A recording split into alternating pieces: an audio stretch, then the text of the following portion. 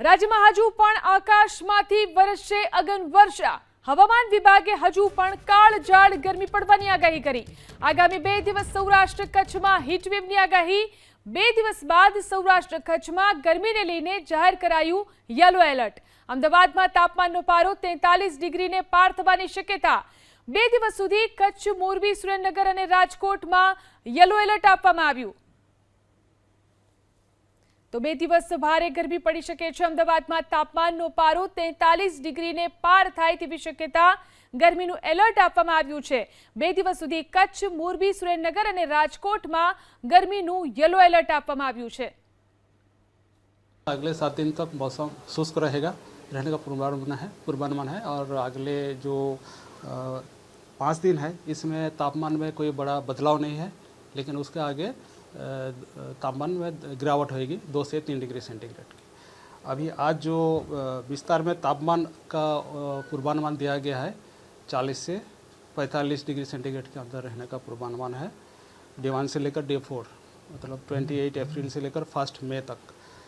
और जो गर्म और आर्द्र पवन के कारण सौराष्ट्र कच्छ की जो तटीय क्षेत्र है इसमें अस्वास्थ्य स्थिति बने रहने का भी पूर्वानुमान है। इसमें सौराष्ट्र कच्छ की जो तटीय क्षेत्र है और साउथ गुजरात की जो तटीय क्षेत्र है, दोनों क्षेत्र में ही रहेगा। इसमें आपका डे 1 से लेकर डे 4 मतलब 28 अप्रैल से लेकर 1 मई तक। और जो राज्यों में आपका सौराष्ट्र कच्छ क्षेत्र है, जो विस्तार सौराष्ट्र कच्छ की एरिया है, उसमें 4 डिस्ट्रिक्ट में हम आइसोलेटेड जगह में हीटवेव का वार्निंग दिया है। डे 1 और डे 2 28 अप्रैल और 29 अप्रैल इसमें जो आइसोलेटेड प्लेसेस में हीटवेव आने का पूर्वानुमान है। इसमें जो डिस्ट्रिक्ट आ रहा है, कच्छ आ रहा है, मोरबी आ रहा है, सुरेंद्रनगर और राजकोट। સમગ્ર રાજ્યમાં અસહ્ય ગરમીથી લોકો ત્રાહિમામ પોકારી ઉઠ્યા છે અને આ ગરમીમાં લોકોની જે પહેલી પસંદ બની છે તે છે સ્વિમિંગ પુલ। અત્યારે અમે લોકો આવી ગયા છે અમદાવાદના રાજપથ ક્લબમાં અને આપ જોઈ રહ્યા છો કે લોકો ગરમીમાં અત્યારે સ્વિમિંગ પુલનો જે સહારો છે તે લઈ રહ્યા છે। હવામાન વિભાગે જે રીતે આગાહી કરી છે કે આગામી દિવસમાં જે ગરમીનું જે તાપમાન છે તેમાં વધારો થવાનો છે અને 41 થી 44 ડિગ્રી સુધીનું જે તાપમાન પહોંચવાની જે શક્યતા છે તેને ધ્યાનમાં રાખીને અને લોકો છે તે લોકો સાવચેતી રાખી રહ્યા છે। આપણી સાથે કેટલાક લોકો છે તેમની સાથે વાત કરીશું કે ગરમીથી બચવા માટે તેઓ શું કરતા હો છો। આપ ગરમીથી બચવા માટે આપ શું કરતા હો?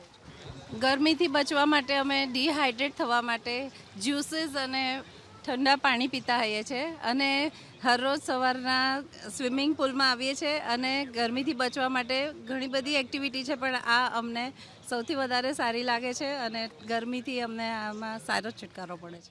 તમે ગરમીથી કૂલ એન્ડ કમ્ફર્ટ રહેવા માટે શું કરતા હો? રોજ સવારે સ્વિમિંગમાં આવીએ છીએ। અહીંયા એક્સરસાઇઝ બી થાય છે અને બોડી બી ટેમ્પરેચર બી ડાઉન થાય છે, મજા આવે છે।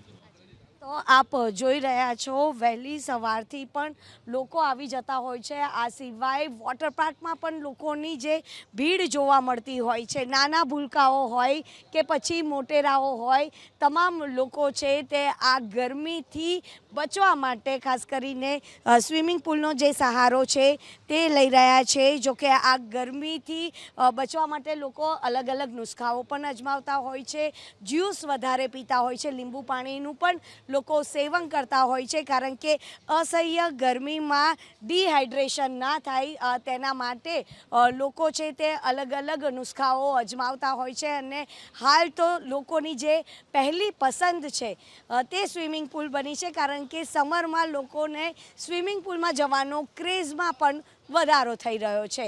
કેમેરામેન પિયુષ લેવા સાથે રાજલ બારોટ, ABP અસ્મિતા, અમદાવાદ।